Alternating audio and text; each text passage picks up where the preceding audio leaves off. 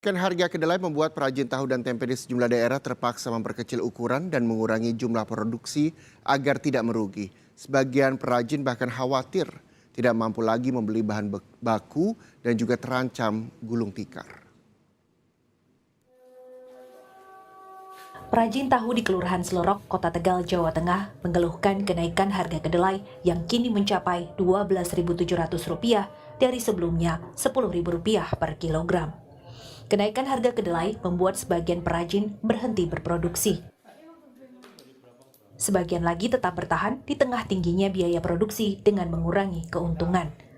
Para perajin yang tadinya memproduksi hingga 100 kg tahu per hari, kini tinggal 35 kg saja. Dari kebutuhan 200 kg kedelai, kini hanya 150 kg saja.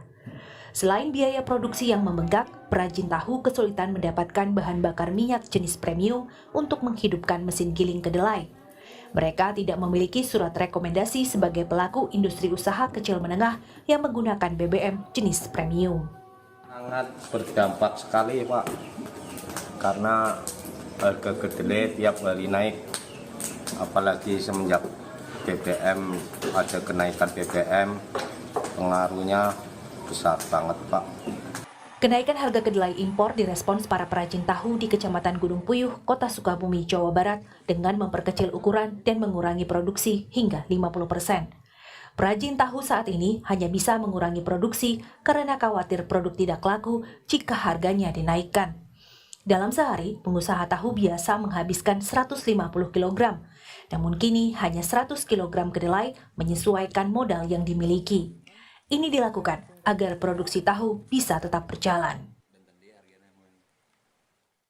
Harga kedelai yang sebelumnya Rp7.000 kini tembus Rp13.000 per kilogram membuat perajin tempe di Desa Bendungan, Kabupaten Kulon Progo, Yogyakarta, lesu. Berbagai cara dilakukan untuk bisa tetap berproduksi, mulai dari mengubah ukuran tempe menjadi lebih kecil hingga mengurangi jumlah produksi dari sebelumnya 70 kini menjadi 60 kg per hari.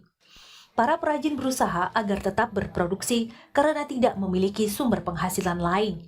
Selain itu, mereka tidak ingin kehilangan pelanggan meski harus menanggung untung yang tipis. Para perajin tempe makin terdesak oleh material penunjang pembuatan tempe yang harganya juga naik, seperti BBM, daun pisang, dan plastik pembungkus tempe. Daun pisang misalnya dari sebelumnya Rp3.000 satu ikat, kini menjadi Rp5.000.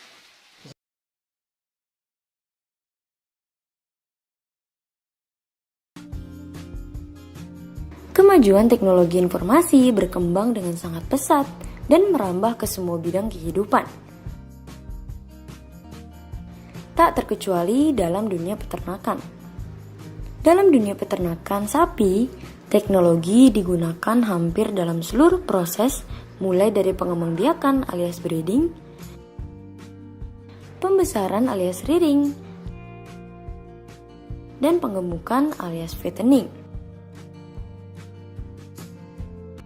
Proses pengiriman bakalan-bakalan sapi juga kini sudah dilakukan dengan alat transportasi canggih seperti truk tronton yang bergandengan sehingga bisa menampung lebih banyak bakalan sapi.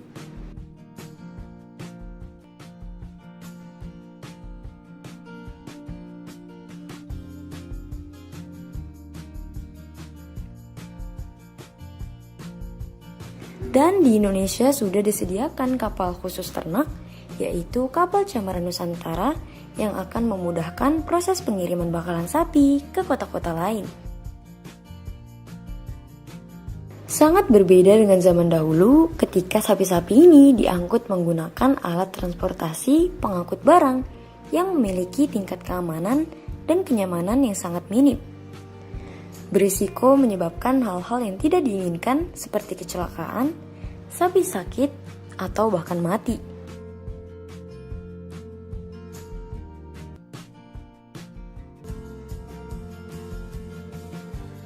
Nah, kecanggihan teknologi juga dirasakan dalam kandang peternakan. Di luar negeri sana, sudah banyak sekali peternakan berbasis industri yang menggunakan teknologi canggih untuk memberikan pakan dan membersihkan kandang. Para peternak banyak menggunakan robot yang menyerupai mobil untuk memberikan pakan ternaknya dan menggunakan mesin pembersih kandang.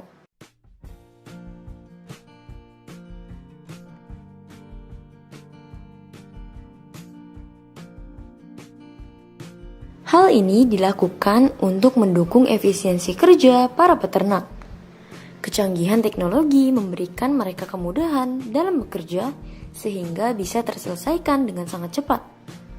Dengan begitu, para peternak bisa berfokus pada pengembangan kualitas peternakan dan kualitas produk yang akan dihasilkan.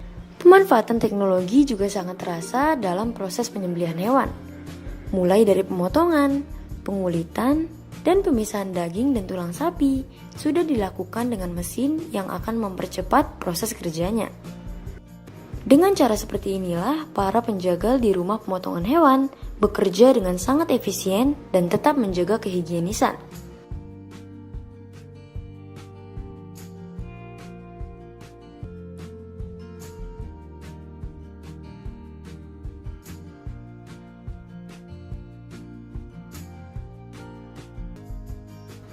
Eits, tak hanya dalam dunia peternakan sapi potong nih. Peternakan sapi perah pun memanfaatkan kecanggihan teknologi yang tersedia di zaman yang serba maju ini. Para peternak biasanya menggunakan mesin canggih untuk memerah susu sapi mereka, sehingga tetap terjaga kehigienisannya dan tercapai efisiensi kerjanya.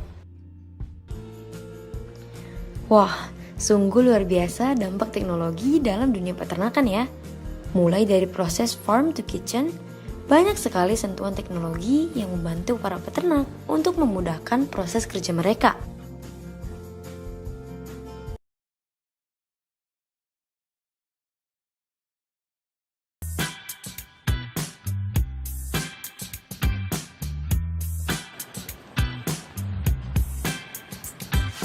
Situs belanja online saat ini mudah sekali diakses, mau itu lewat komputer, tablet, atau smartphone seperti ini. Tapi apa benar, pamor toko online sekarang sudah mengalahkan toko konvensional? Siapa yang tak pernah belanja online? Zaman sekarang orang-orang tak bisa lepas dengan belanja online. Apalagi kalau bukan karena praktisnya. Dan biasanya toko online memasang harga lebih murah dari toko offline. Tinggal klik, bayar, barang langsung diantar ke rumah. Jadi tak heran kalau 5 tahun terakhir situs belanja online banyak bermunculan. Perkembangannya pun positif seiring semakin meluasnya penetrasi internet di Indonesia. Setiap tahunnya jumlah pembeli online di Indonesia terus meningkat. Diprediksi pada akhir 2017 ini jumlahnya akan mencapai 9,3 juta konsumen. Peningkatan yang sama juga terjadi pada jumlah transaksi online. Pada akhir 2017 ini diprediksi jumlahnya akan mencapai 5,29 miliar dolar Amerika Serikat atau mencapai 71 triliun rupiah. Namun bersinarnya industri e-commerce tidak berbanding lurus dengan toko retail konvensional. Di Glodok misalnya, kawasan yang sejak dulu masyhur sebagai rajanya elektronik ini kini sepi pengunjung. Demi mengikuti perkembangan zaman dan mengejar omset, sebagian pedagang di pertokoan Glodok pun merambah penjualan online. Berasa banget sih 1 tahun terakhir ini ya. 1 tahun terakhir ini sangat-sangat signifikan gitu ya untuk elektronik ya. Jadi orang beli yang namanya rice cooker dari yang kecil yang harganya 150.000, 200.000 sampai bahkan sekarang udah bisa beli online yang sampai 40 jutaan udah beli di online gitu. Kulkas-kulkas besar. Penurunan jumlah pengunjung juga dialami sejumlah department store. Ramayana Department Store misalnya, jaringan toko swalayan yang berdiri sejak 1978 ini pun kini harus banyak berbenah. Tak sampai dengan September tahun 2017 ini, ya penjualan kita belum mengalami pertumbuhan. Tetapi kita juga tidak memiliki minus pertumbuhan yang berarti.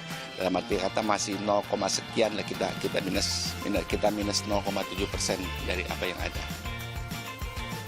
Terkait penurunan jumlah pengunjung ini, beberapa perusahaan retail bahkan terpaksa menutup atau meremajakan sebagian gerainya yang dinilai sudah tidak lagi relevan dengan keinginan konsumen. Regulasi terkait jual beli online perlu segera dibuat.